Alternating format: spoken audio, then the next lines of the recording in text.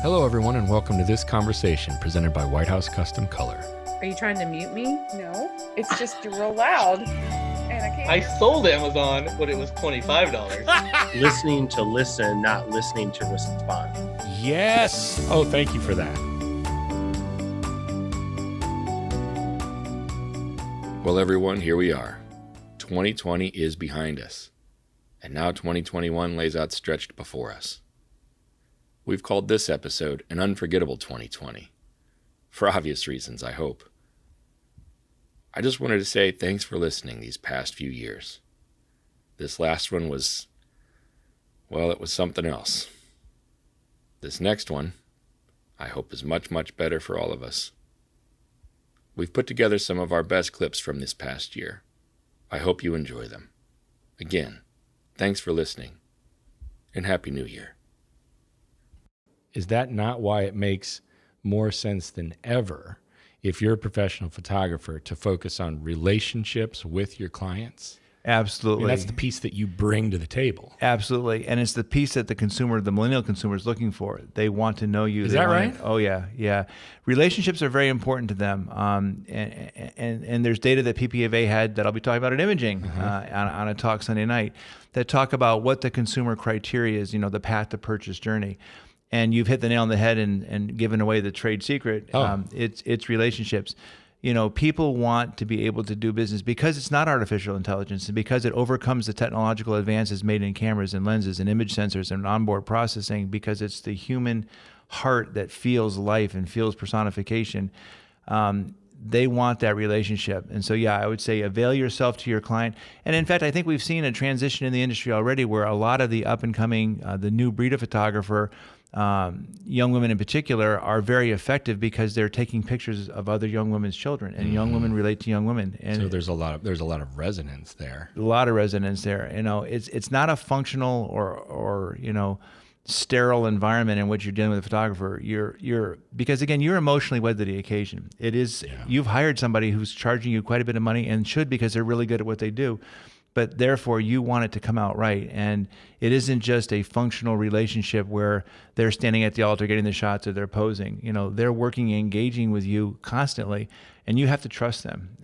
The other thing that you didn't ask, and I'll jump to the thing, in addition to the relationship, it's meeting the consumer, the millennial consumer, where the millennial consumer plays in the spaces and places that they behave, and it's online. Because it's a job. There's days where you hate it. I don't care how passionate you are about something.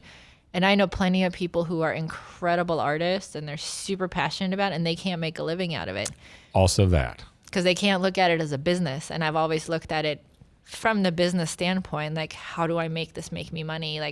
Well, haven't you also seen where someone has like a passion or a hobby or whatever, and then once it becomes their job or their main source of revenue, they get burnt out, or or it ceases to become their passion or their hobby, to the point where they just don't, like, well, you said that guy, maybe that guy you worked for. That's exactly what happened. Maybe that's what happened to him. Yep.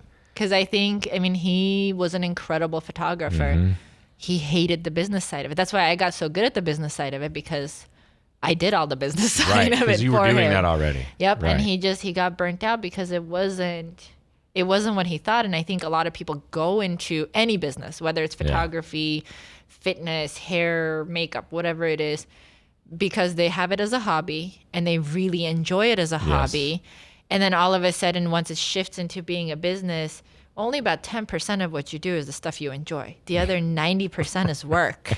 It's the marketing and the cleaning up and the having to get back to people and emails and phone calls. And it's like, what happened? And people don't realize that switch happens when you have to do it for a profit. Of course. Okay, so you've both fallen into my trap. Oh, good. Oh, boy. How do you prevent that healthy, thicker skin from becoming cynical, jaded, right? By hanging out with someone like her. Yeah. Or I'm going to start... Or watching my kids and hearing them, because there's nothing.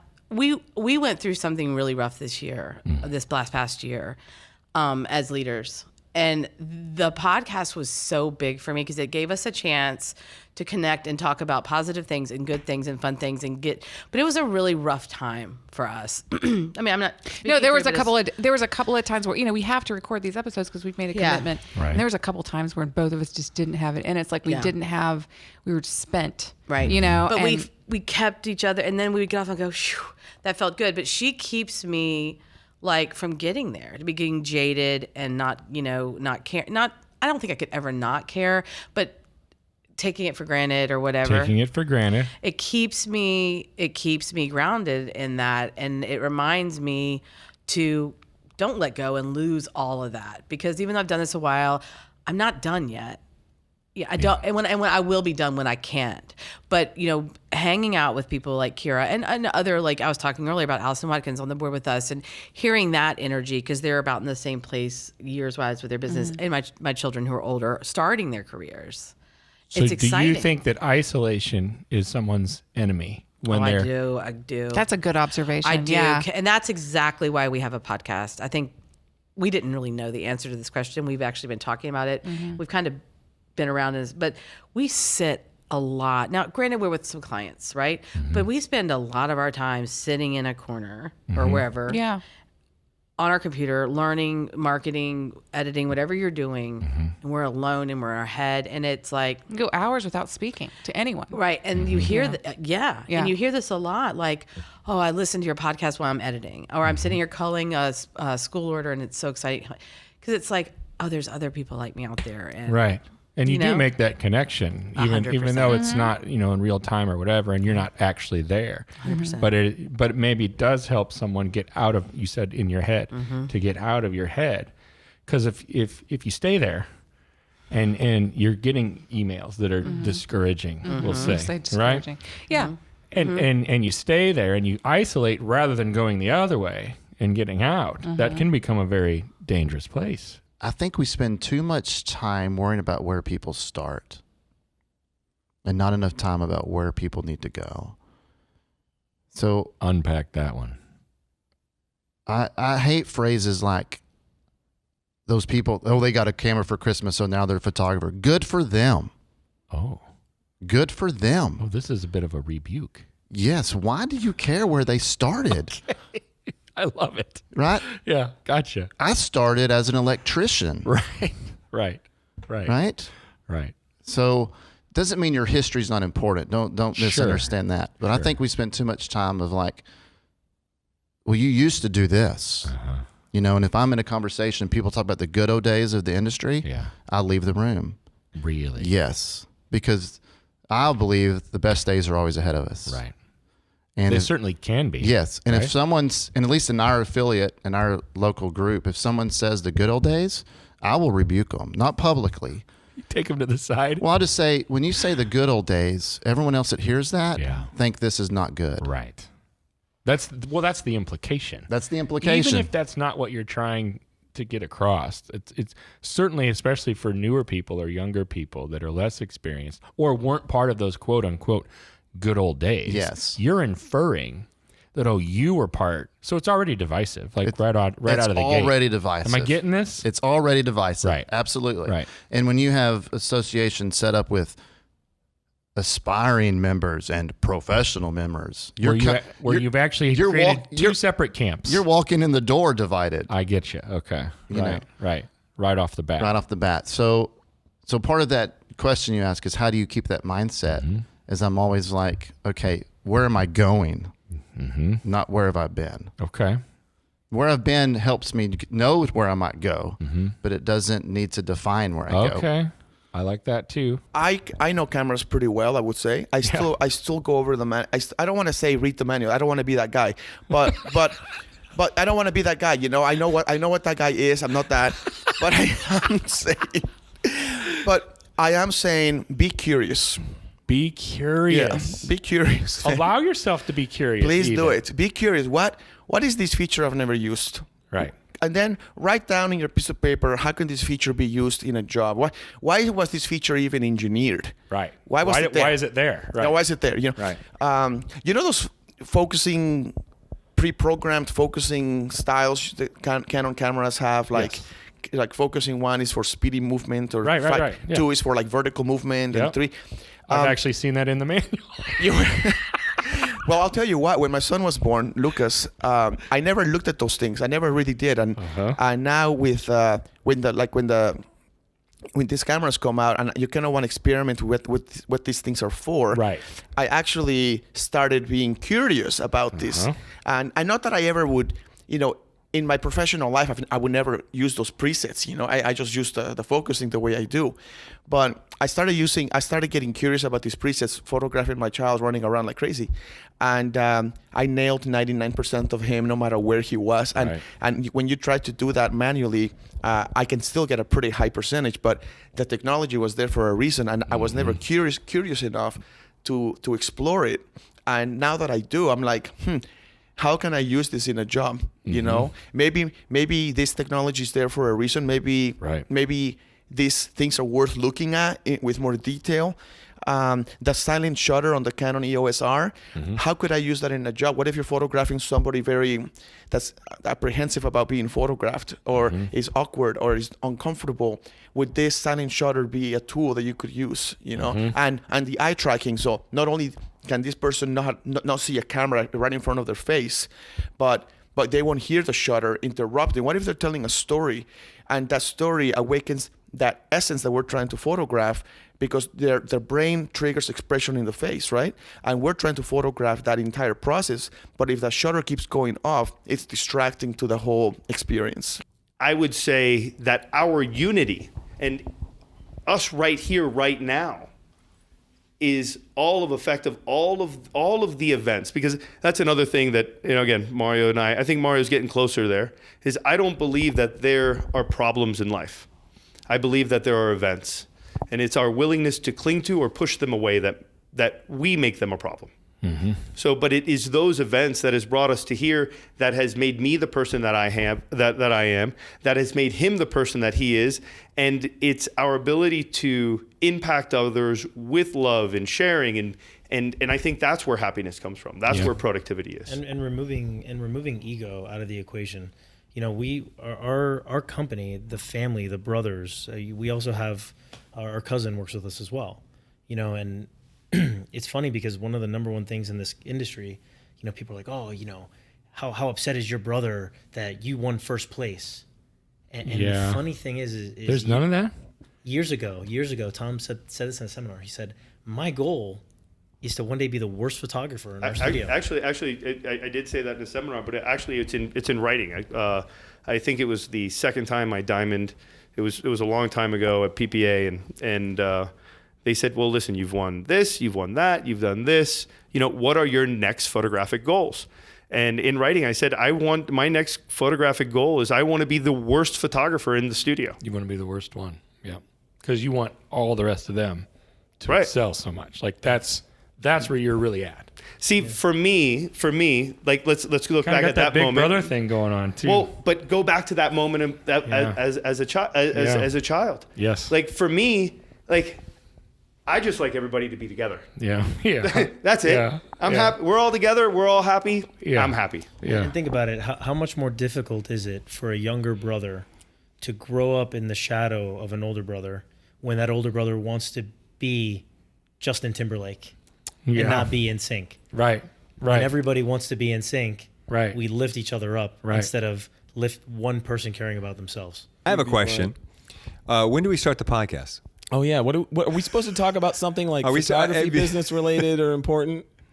I feel like this is a lot like our podcast. Yes, I know. This is not your podcast. I've listened to your podcast. Your podcast is so, Gary, the delicious dish. If you could, you're like so intimate and like a good reviewer. You're a great interviewer. Yeah, Jed has a very hard to be. One of the reasons that I have been so shocked that you have so just blatantly avoided having me on your show is that unlike every other show, I think I'd enjoy being on your show. And the fact that you have ignored that has been detrimental. I do apologize. You had Gary on the podcast twice. Yeah, fair. This is technically my third time. This is twice. number 3. This is his third time. Yeah. I mean, how do I not read into that? the obvious animosity that is there. Why did we? It's very passive aggressive, like really. Oh man. Yeah. I think it's clear. How laid have right we? out. How have we never met each other? I don't know. Isn't that weird? I don't know. You probably have, if you look at Facebook and how many mutual friends you have, it's probably the large majority of your entire Yeah, there's a good chance I have met you and just don't remember it because I meet so many people. drinks and an you awful too, lot. I'm sure, right? I meet a lot of people, but I knew that I've known for a long time that I. And you know why? You. Because I am a successful podcaster. It's funny you never had me on the show. Well, I'll be fair, we've never had Jed on our show. The fact that I stick in your head, you knew I've never had Booray on the show, and yet you couldn't just pick up the phone. No. So now the podcast is officially. Or here's an idea: ask your buddy Gary Hughes. I have talked to him about talking to you. Ah. That's initially how this happened. Wait a minute. Thanks, Jed. Slowly I turned. Step by step, inch by inch. I told him that I want to talk to both of you. Both of us. Oh, yeah, of course, both of us. I understand. We're a package deal. You don't want to have George Burns over here without Gracie. Thank you. Jeez. What song are you going to play on the organ so I can dance like a monkey? Bicycle built for two. You want to, oh, by the way, on your third time, bring your lovely spouse along, Gary. So Bouray's got a little bit of a chip on his shoulder when it comes to this issue. If we want to get down to the literally brass tacks. every person I know was on your podcast. I finally got to the point where I was like, there must be a reason. Like, there must be a reason he has we don't know each other. Did you know those people ever? You didn't know those people? I knew. It's extremely rare. Like today, I Joel Grimes sat right there, and I was terrified. Wait, I'm sitting in Joel Grimes' seat right now? You're sitting right where Joel Grimes sat. And I was terrified because the first time, it was like with you. I was terrified to talk to you initially because the first time I talked to Joel Grimes in my life was in our podcast. Right. Like, you don't know if you're going to have a good rapport with someone. You have no idea. No. Everybody knows that. There's nothing that's worse than an interview that's just crashing because you're just not clicking with the person. What's your message for people overall right now? Close with that. Tell me what your message is for people right now. Yeah, I think that when I'm around friends who are honest and candid about their situation right now, I think to your point a second ago, I think it's really okay for people to feel a little scared and to understand that this is a moment that it feels it's always been unpredictable what's coming next, but right now we're way more universally aware of we don't know what's coming next. Mm-hmm. And that I think if I was going to give one message, I would say your best way to get through the season, but not just through the season, to really set up for the next season, which I think is the work we need to be doing right now, is to start with a minimally, I keep saying minimally viable, but just like the littlest effort you can do to feel like you have a handle on one portion of your universe. And if that's like this big, like 2 inches by 2 inches, that's plenty. You can do something with that. But what you can't do much with is this kind of mental abstraction that you're going to do with this Herculean effort and get it. It's like, it's not going to work, man. Like right now, if what you need to do is organize your junk drawer, do that. Get a little stability under your legs under you. And then make a little build from there. You never been starstruck? No. Oh, okay. So I'll tell you. I got a perfect anecdote for that. So sometimes I dream, a lot of times I don't. I had this really vivid dream where I was at Coachella. Me at Coachella, never happened. But I was at Coachella and I was out in the crowd and there was a stage over there in the distance. I visualized it as Woodstock, more my era. But there was a stage in the distance and I was in the middle of people, and a small figure in a hoodie is trying to move through the crowd kind of urgently and toward the stage. And so I just decided to be a guy and break through the crowd. So I get in front of this little person and I lead him up the stage, and it's Rihanna. I realize when we get up there to the roadies and the guards and everything, and they let us through the rope and we go back up and she takes my hand, pulls me up on stage, and she goes, "Thanks so much, man. I thought I'd never make it in time." She goes, you want to get a couple of selfies here? I said, yeah. And I take out my camera and I shove her out of the frame and I shoot myself. And I shoot myself with the Coachella crowd in the background because no, I'm not starstruck at all. There's so many great things about that story. I actually woke up laughing. I was going, what the hell, Bruce? You know? I had in my mind, I kept thinking, who's he going to say? Who's it going to be? And I was going like 60s, 70s, all through. And it was and we were shining like diamonds. So it's rare for me. In fact, I'm trying to think if I have ever done this. I don't know if I've ever had the conversation with the employee, right? I'm always, and a lot of people don't have employees to begin with, right? A lot of people are just one-person shows or maybe just a husband and wife team and nobody else. So this is actually really interesting to me. I've been trying to wrap my mind around coming at it from this angle. My wife and I have had a studio for 20 years and we've had up to 10 employees before.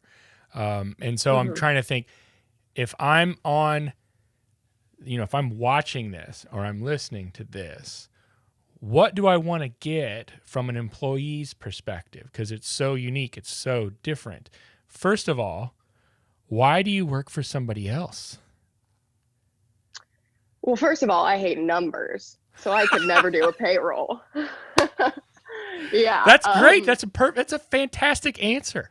To be honest with you, I hate numbers. So I could never do taxes, payroll, any of that. And so I started with Scott and Jen when I was a freshman in college. So 5 years ago, do the math. And right away when I met them, like we just connected on a really interesting level. They treat me so well. They treat me like, we always joke like, well, am I talking to you as my boss, my coworker, my second parent, my friend? So, like when you just meet people who take care of you and you share the same values and the same, outlook and perspective, it's just why break that bond? I have 2 children of color. I don't know if you knew that, but I do. My daughter's from Nepal. My son is from Thailand. And it's coming up more and more. My daughter's 10. My son is 7. And we're talking about skin color. Yes. And they're asking questions. And we talk about it at this point. We're talking more and more about racism and what that is and how people treat people differently because of what they look like sometimes. And we even talk about with my daughter, because you're a woman, sometimes you'll be treated differently. Like we're trying to teach them. I want to teach my children well. And I don't always know how to do it. Even with what I said to you earlier, like I feel like I just misspoke when I said you get used to it, and how could you get used to something like that? And it's difficult because I don't know. I have no idea what it's like. I can't imagine the fog that you're talking about. I believe you that it's there for you, and I'm concerned that at some point it will be there for them as they get older and they understand more, and they see it more, and they're starting to comprehend more. I don't know how to. I want to prepare them, and I don't know if I know how to do it.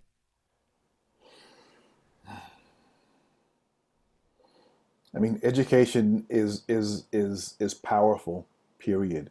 Making them aware of the world in general is important, for sure. Making them understand, the power that they have, and the power is in being different. I talk about that a lot. As a photographer, your superpower, it really is in using your fingerprint. And we all have that fingerprint, whether it's, how you look, how you view the world. We all have this way that's unique to us. And that's a superpower. some people try to take that away and make you feel like you need to be like everybody else, but you don't. So the sooner you get used to accepting what others may see as whatever, the better you'll be.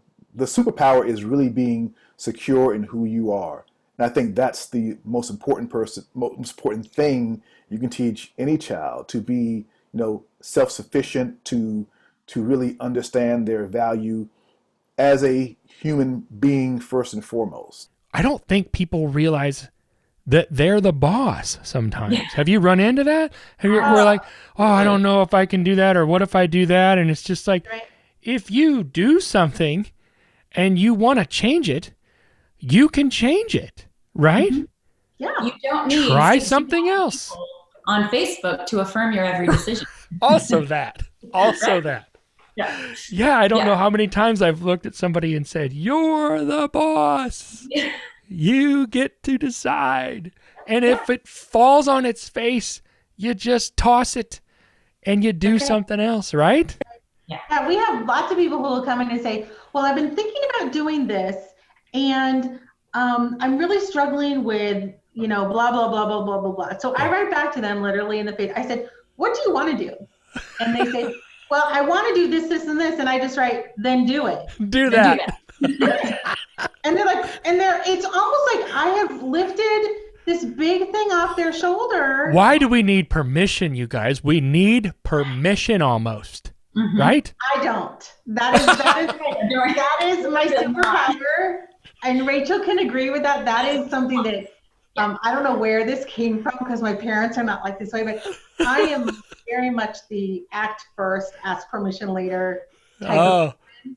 But you need a little bit of that. And you need a little bit of, I don't know, a little bravery and a little bit of sass to say, listen, I don't want to do this anymore. Right. We had one yesterday on a coaching call. We had a woman really, really struggling with the fact that she doesn't like canvases. She doesn't like them. She couldn't find a canvas that she liked. And I finally said, I'm like, well, do you even like canvas artwork? And she's like, no. And I said, well, then don't sell it. Don't offer it. Yeah. Right. And I get it. It's so easy for us to present it in a way. It's so commonsensical, but we all know what it's like to be on the other side of that and to be in that lady's shoes where you don't even see it as an option. It's not even a thing. You're just like, well, I obviously have to offer canvases because everybody offers canvases, and what kind of canvas should I offer? And you start asking questions that are based on a foundation that doesn't need to exist in the first place. Right. Exactly. I feel like I need to step off my soapbox a little bit. You guys are getting me all fired up. A month or two ago, I signed up for an account because someone was like, you need to put your little podcast bits and pieces, since you're doing more video, you need to put that on TikTok. And in my mind, I'm like, well, that's just a bunch of girls dancing around. No. No, but so you have an account, you have made a profile though, right? Because that's kind of the thing that people don't get, is that if you just kind of go on and your user 5 different numbers, right? You're just going to get fed a whole bunch of crazy stuff. And so how do you, Go ahead. You have to start curating. Oh, you're good. You have to start curating your feed by liking what they're feeding you, so that your For You page is curated to. It's like the algorithm anywhere, right? Well, I haven't liked anything because I don't think I've liked anything because I'm terrified of what they're going to send me. Yeah. Okay. So here, let me break it down for you a little bit. So it used to be Musical.ly, and Musical.ly was really big with kids. It was a really big social platform for younger Gen Zers, basically. And then it was bought by TikTok. So I started talking to photographers about TikTok about a year ago. And at first people were like, stop it. We're not doing it. Because it's another one, or why would they? Why? Because what you just said, you hop on as if you just hop on and you don't make a profile and you just start looking at what they're feeding you, it's like, I don't know about this. I mean, there's a whole bunch of crazy, weird stuff on there. And there's no, if there's anything goes, right? There's no rhyme or reason, it seems like. It's anything goes? Overwhelming for people. TikTok is anything goes? Yeah, I mean, that's what I'm saying. It's not just about young dancing people. There is that on there. Right. But there is a whole bunch of other stuff too. And so many people are using it for business now. So, but nobody was really when I started talking about in my group to the senior photographers, and I was like, guys, literally like our client base, that is where they are. Yep. That is where they are. And I'm huge on marketing. So like, you know, that's kind of my love language. And I kept trying to explain to them, like, you have to understand, even if you don't want to be on TikTok, even if you don't want to like upload videos and kind of have this presence there or become TikTok famous or whatever, you have to at least know what your clients are consuming, because you won't know how to speak to them in their language unless you know what they're consuming. And that's just that's my big hope, is that more senior photographers can understand that that's one of the main reasons that we really need to be on there. But there's so many other cool things about it too. Do you know where they say you can see the worst tattoos you'll ever see in your whole entire life? Right on the thigh of a tattoo artist. You know why? It's a big chunk of real estate to try. And it's really hard to get anyone to give you a shot at getting a tattoo if you can't show the work. So, you never heard that before? It's the worst tattoos you'll ever see, because you just sit there and you draw on your leg with your tattoo gun. That's what you do when you're trying to learn how to tattoo. Okay. I love it. I'm going to try it. I can't wait to try it. I think with photography, I think with anything, so much of it is you can have the desire, you can have the skill set, but you always are, you're going to find people reluctant to be the first. And you need one. You need one. And then once you have one and you go, like the whole conversation changes, which this is an amazing segue. So then we're killing it in sports. We're growing like crazy in sports. And I wanted to do schools. I want to do yearbooks. And we've never done them before. And I decided I wanted to do them. And so we approached the school and I put in an RFP. And it was terrible. It was terrible. My RFP was the most ridiculously bad thing. I didn't know what I was doing. It was like pathetic. I have one copy of it that I keep in my office. So if I'm ever feeling really prideful, I sit down and I read this. And I was like, remember when you thought this was good? And it grounds me back to reality, because we're always growing, we're always changing. So I put in a bid for a school and I lost, and then I tried again in 3 years and I lost, and I realized that I needed one. So then I started approaching a lot of charter schools, a lot of everybody, just anyone who would answer the phone. Starting smaller? Yep. Started calling anyone who talked to me. And I ended up booking a school in Minneapolis that was a very small charter school. It was an immersion school. And they had 79 kids total. The whole school, 79 kids. The whole thing. And I was like, well, this is our one. And so we went in and we killed it.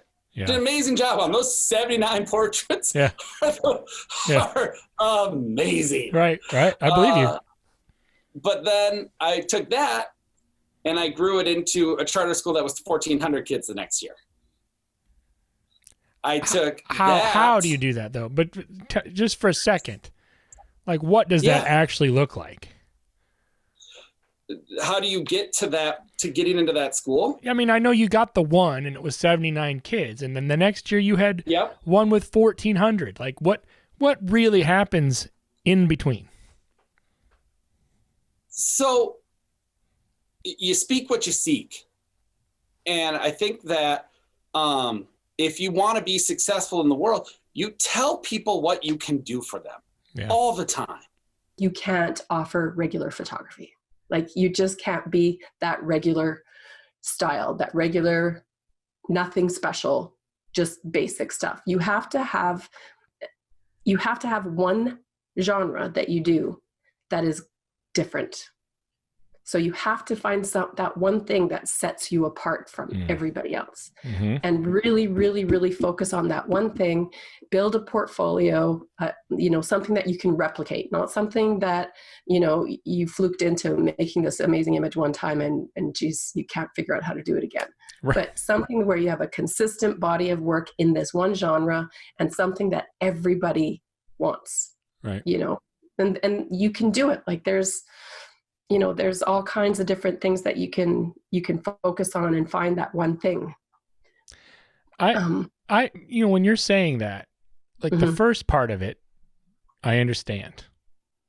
And I think in my mind, yeah, that's doable to focus on something and be different and focus on that one thing and get it right. And even the consistency piece, I understand all that. But the second part freaks me out a little bit. And that seems relatively unattainable in that it also has to be something that everybody wants. How do I, the first part I got, the second part, how do I make it something that everybody wants? I can be really, really good at doing something and it might be something that nobody cares about. Okay. It has to be a type of image that evokes an emotional response. Okay. So emotional response can be your grandparents, older folks. You see a picture of an old couple and they're hugging and their eyes are closed. People go nuts over it. Suddenly now, guess what? Grandkids, kids, they want that picture. So that's something different, but it has to evoke an emotional response, whatever it is. Okay. And so when you're considering what type or what genre or whatever, for me, the number one thing was find something first and foremost that I love to do. Right? Because it has to be fun and it has to be something that you have a passion for, because that will come out in your work. Right. That's true. Yeah. So number two, it has to evoke an emotional response. And for me, it was, I wish I did this when my daughter was a little girl. I would love to have all of these pictures of her, And so for me, I think it has to be something to do with kids. It can't be a gorgeous model because guess what? That does not sell and they don't have money at all. It has to be kids. It has to be babies. It has to be even maybe high school seniors-ish. I don't know. We don't have that genre up here. Or parents, grandparents, something that is different with those that will generate an emotional response. Yeah. It has to be an emotional response.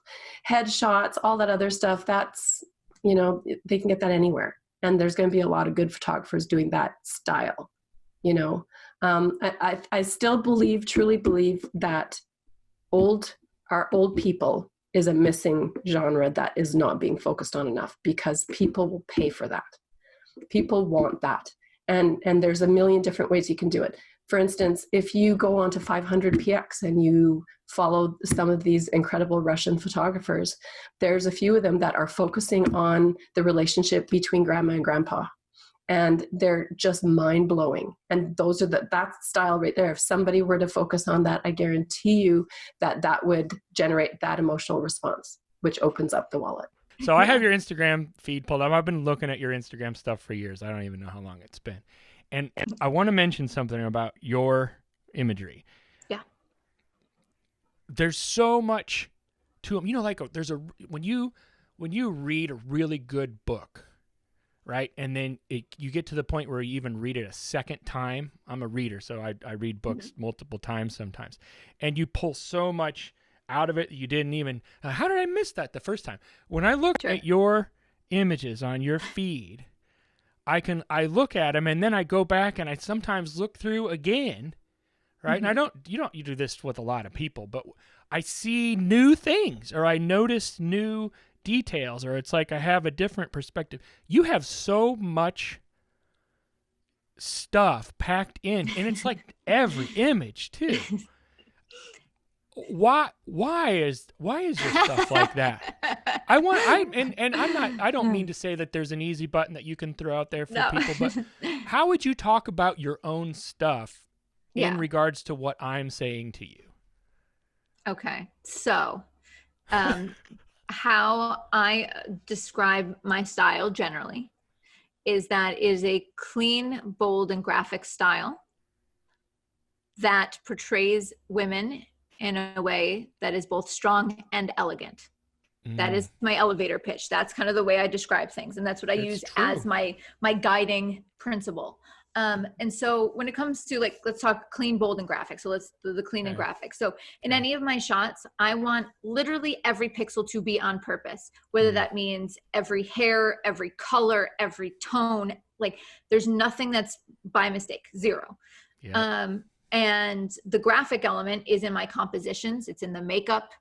It's in the way that I use contrast. I'm integrating that for the graphic element. And then the bold means I don't want you to ever look at my photo and go, okay, that's nice. Like there's got to be something that was pushing the edge a little bit, like the super saturated colors or the super high contrast black and white or the crazy makeup or something that was just a little bit beyond safe.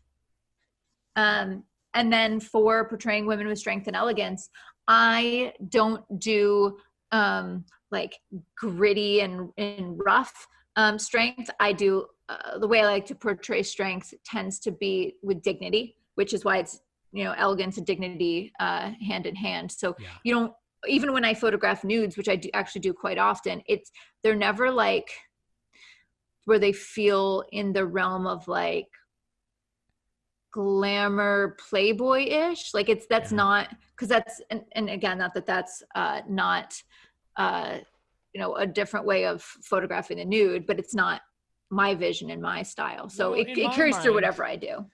You said very specifically that you don't want to talk about pricing. Right. Now, we don't have to talk about pricing, but what I would like to do is talk about why you don't want to talk about pricing. Okay.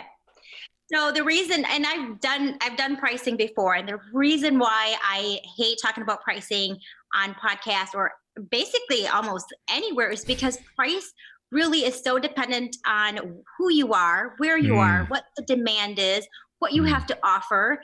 And this is something that I stress to my clients all the time when they are price shopping. I'm like, if you're going to price shop, you really have to be able to compare apples to apples. Yeah. You can't say Jet is charging $300 for a session and True is charging $3,000 for a session. Obviously, Jet is the better package. Right. However, what does that include? What's involved in that? And for me, my sessions are very, I spend a lot of time with each one of my clients. So I'm very invested in them. They are very invested in me. And when photographers message me and say, well, what do you charge for a session? Or what should I charge for a session? And it's hard for me to answer that because I don't know who you are. I don't know how long you've been in business. I don't know how great your work is. Your Instagram portfolio might look amazing, but do you deliver? Is it the 2 good portraits you took of that whole session out of 1,000 images? Right. Or are you able to deliver 100 amazing images? I don't know that. So I think pricing is just something I try to stay away from because I have so many people that say, well, True charges $4,500. I'm going to charge $4,500 because that has to be the going rate. Right. And it's not. It just isn't. And I think as photographers, I think in the beginning, what I was hearing from so many people when I was starting out in the business is you have to be this price or you're just not worth being in the business. And I'm going to say, definitely value yourself and your time. And I always encourage anybody that mentors with me, like your time is valuable. Make sure that you're being compensated for that. However, we are all in a different place and time in our careers, in our life, and how you structure something may not work for me, but it works for you. And how you price something maybe is what you see is the value that you're delivering, but it might not be for me. But I am no place to say you're wrong and I'm right. I am done giving myself excuses. And I think that's a lot of it. I think that we as a human, it's so much easier to point the blame and point the finger on everybody else, but this way. When I point it this way, there's 4 of these coming back at me, whatever that saying is. And I think that's true. I think, I choose to be stronger. I choose happy. I choose life. I choose to make things better around me. I choose to try to make my business better. I choose to want to make a difference in the lives of the families that I touch with my images. I choose that. That's a choice, and it's a commitment I make to myself. And you know, people wonder why people with addictions kind of come and go through addictions, and you know, why you can kick it for 3 years at a time and then you fall off the wagon or whatever your addiction is. And I think you have to get to a point where you find it within yourself to make that choice. And once you do, once you're clear, it's become so easy. Like, I don't ever want to pick up another drink because I don't want to jeopardize how happy I am. Oh boy, okay, I just said it. There it is. You know, I choose this for me and for my family and for my friends and for my clients and for the people around me, just like I would want anybody fighting an addiction to choose to fight. And I use this I use this experience every day because it fuels me to want to be better for my business. Like I want to come through this well, and I want to start fresh. And I am using COVID and this situation and this period of time to come out fighting. And I've given myself a deadline. It happens to coincide with our weather pattern here in Arizona.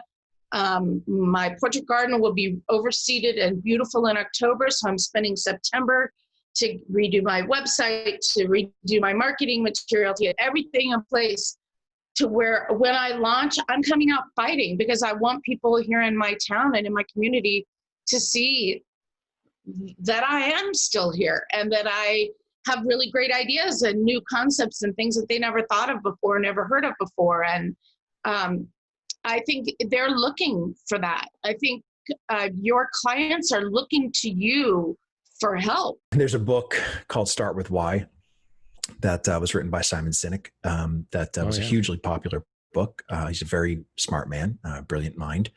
I happen to disagree with Start With Why.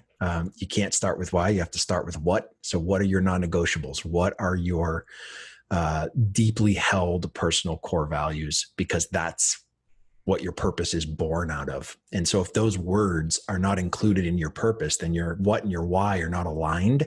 And thus you can't stay committed to any goal that you establish. So for me, it became writing about these black sheep values. The book is called Black Sheep: Unleash the Extraordinary, Awe-Inspiring, Undiscovered You. Well, that subtitle is all about people winging it. Over the last 2 years, I've asked tens of thousands of people in my talks, can they, in one or two succinct sentences, tell me what their life's purpose is? And the answer is no. Then I say, can you tell me what your non-negotiables are? Give me those 5 or 6 non-negotiables that you live your life by, those personal core values. Nobody can do it. A fraction of a percent of people can actually do it. So that's what made me write the book. So for me, those non-negotiables, those black sheep values, the title of the book comes from a little piece of information that I got when I was 47 years old. I had no idea why farmers didn't value black sheep like the rest of the flock. I thought it was, I don't know, they were, our idea of what a black sheep is, come to find out, was born out of a lie. And so this idea that they are the excommunicated, they are the ones that are sort of off to the side, and is born out of the fact that a black sheep's wool cannot be dyed. So every black sheep is in fact 100% authentically original. And when I heard that, I'm like, holy shit, I've thought that I was, being a black sheep was a bad thing for most of my life. And then I realized that my ultimate goal in life is to be 100% authentically original, that person I was created to be. You've had a chance to talk with just some of the most fill in the blank, interesting, inspiring, innovative, important, people in the industry. Surely it's had an impact on you. Yes. And I'm curious how. Either, are there themes of stuff that you feel like in talking to so many people that have surfaced and have impacted you, or are there specific conversations or even specific there are things that have been said that have stuck with you? Yeah, I think one of the biggest realizations that I've had is how similar everybody is. That our similarities, regardless of how we're perceived as human beings, that our similarities they outnumber our differences, and especially our perceived differences, so much. I've talked to, like you said, some pretty powerful influencers in this industry, and a lot of times we'll have the podcast, right, and then we'll stop recording, and then we'll talk more for sometimes 20 minutes, 30 minutes with some of these people, and they really share stuff. They really open up then, because I think during the podcast they're starting to feel safe, and then we turn it off and they feel even safer because nothing's being recorded at that point. And those conversations, some of those I wish I had recorded, but that's just it wouldn't even make sense at that point, because that's not for anybody else. Some of those conversations, those are the things that some of those talks are the ones that I really cherish, because I realized through those that, this person, everyone thinks that this person's life is perfect, right? And some of that is by design in the way that we present ourselves on social media, right? Because a lot of us have brands, like a lot of people have brands, like they are the brand. Yeah. So they present things a certain way. And I get that. But you sit down with somebody and they share something, that they're really struggling with. And some people do this on the podcasts too. But you hear these things and you just think, man, you're just like everybody else. You're not Superman or Superwoman or whatever. Like, you struggle with that too. I struggle with that sometimes, or I had a problem like that once, or I know 10 other people that have said the same exact thing. Like imposter syndrome has been a big thing that people have talked about, where they just feel like they're not really who people think they are, and they're not really all that capable, and they're not really all that good at this, that, or the other. Depression has been something that people have brought up repeatedly. People that you would never think. Gary Hughes did that. A whole podcast was about that. I would have never guessed that about Gary, but that was his point, is that you don't know what people are dealing with or struggling with. It's certainly not on the surface most of the time. And I think that has been the thing that has been the most sobering for me, to just realize that we're all these fragile creatures in a sense, right? Regardless of who people think we are, and sometimes who we think we are ourselves. We have vulnerabilities, and we have challenges that we face, and we have obstacles and hurdles that are thrown at us in all kinds of different ways in our lives. And we're all, whether we like it or not, we're all just going through this all together at the same time, right? And so I think for me, it's been a matter of perspective. It's had like a big paradigm shift in the way that I see things in general, is that it kind of puts everyone on a level playing field. I have a big interview with somebody today that I'm nervous about, but then I remember that piece, and that is comforting to me. That this guy's going to walk in here, and I'm going to sit down with him, and I'm going to talk with him. And I've never spoken to him before, but I've known about him for a very long time. And so I'm nervous about that, because he has this status in my mind, this iconic status in my mind, and has for a long time. But I know he's just a dude like me and like you, and he's got a lot of the same issues, or dealt with a lot of the same stuff that both of us have, right? Because he's a dad, and he's a husband, and he's a man, and there's a lot of stuff that we have in common that levels that out. And that there's comfort there for me. The essence of greatness is enough humility to recognize that you have to practice intensely to get great at what you're doing. So humility is what you're getting at, if I can sum it up quick for myself, is that humility is an integral piece of greatness. Yeah. If you're too proud to recognize where you're falling short, you'll never correct those deficiencies and you'll never become great. You'll never become even really, really good. Because innate talent can't get you to the point of really, really good. Innate talent gets you to, you're pretty good, but you embarrass yourself by thinking you're better than you really are. So, okay. You know what I mean? Like, I think maybe my version of you suck at what you do. Well, it's hyperbole. Is a comparison between where you think you are and where you actually are. Right. And that means that gulf. That gulf is what sucks about. Well, that's where suck is, in the gulf. Right. Right. Okay. And everybody's got. It's not like everybody has like. It's not like I have one thing in life, and I'm either amazing at it or I suck at it, because there's 20 things I'm doing in life. And the question is, what are you great at and actually great at? What are you talented at, but you need to advance and you have the humility to admit that? And then where are the areas that you suck?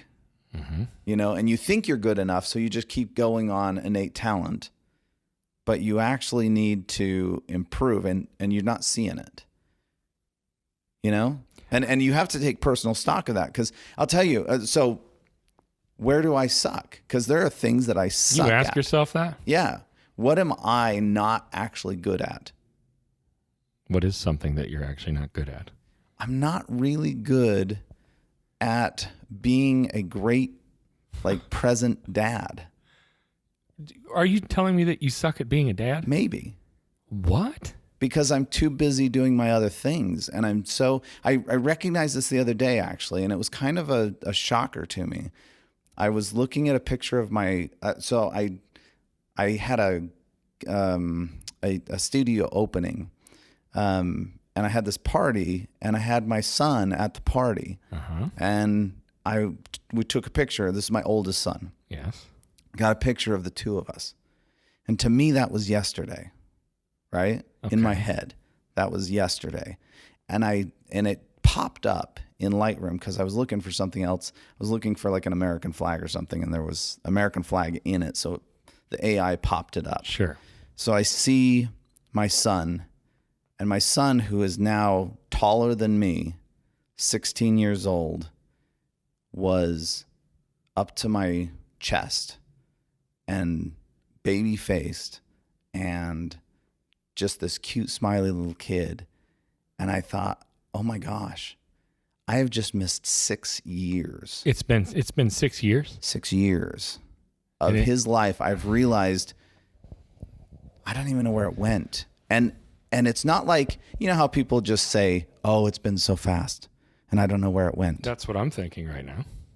But it's not It's more than that, because the amount of time that I have spent with him, like doing things together, is so minimal, because I've been spending time, you know, traveling to shoot weddings or traveling to teach people and whatever. And I just realized I've missed 6 years, and it went by so fast. And I don't think that I utilized that 6 years well enough with him. I mean, we're still, you know, good relationship. He's still a good kid. It's not like he's gone off the rails or something like that. But I realized that I thought I was better as a dad than I really am. I was looking through your website, and I was reading your blog, and I think it was last August you posted that, oh, you know, I have baby number 2 coming, right, and I've got some really big things happening next May. Well, of course, lots of things have happened since then, but one of the things that happened is that you had your second baby. Yeah. What has it been like for you? All right. So not the virus, not the pandemic. Right. But yeah. What has it been like for you to continue on as a leader and an influencer in our industry, as you become a mom again? Like, you became a mom a few years ago, you're a mom again now, and 2 kids is more than one. So there's more time that needs to be given to Yes. family, right? How do you work that out? I don't have an answer for you. I mean, like, I don't want to pretend I know it all. It's just every day I'm struggling. Every day I'm still thinking, should I go look for a full-time job? You know, I'm not. Do you lie. really? Do you really think every that? time I struggle, but at the end of the day, and then there's always something reminding me that maybe I need to persevere. And I think maybe that something is that, you know, it's now that so let me try back. So back then, before I have any kids, so I do photography pretty much for myself. And it's just for the sake of promoting my own name and promoting like how good I can be an artist, how good I can be a photographer. Right. So ever since, you know, having kids involved, then it changed quite a bit of the perspective. And it's no longer about myself anymore. It's becoming, when I do this set of picture for this client, and like at the end, it's not about how good I get praise from the client. Yeah. It's about like how my kids to perceive mommy as a role model. That kind of thinking. It's change thinking, right? So it's about like, you know, how mommy should, you know, how she be. It's like what she's gonna do in difficult situation, like how she persevere through hard time and difficulties and challenges, how she, you know, pivot business, somehow make it work and still trying to survive this thing. And something that, you know, she's like, you know, mommy is passionate, and then like she couldn't stop talking about it, and how could she wouldn't give up so easily, you know, that kind of thinking, that kind of fuels me at the end of the day, and not to give up too easily. I'm saying, when you said you're like, I'm not going to shoot, you know, saying I'm not going to do volume, I'm not going to do school kids, but now you do. I'm asking, saying you had to get over that. Yeah, I found when I had a staff of 6 downtown, I moved out of my little 20 by 20 studio and I moved to a 2,500 square foot studio. I had the big sales room. I had everything going on, right? It was like the 40 by 50 seamless Cove white studio. And at that time, Nanaimo was 80,000 people. Why do I need it? I needed this ego. I wore fancy dress shirts and pointy shoes and really nice jeans. And you know what? I spent more time on the phone negotiating weddings and commercial, and I had other people shooting.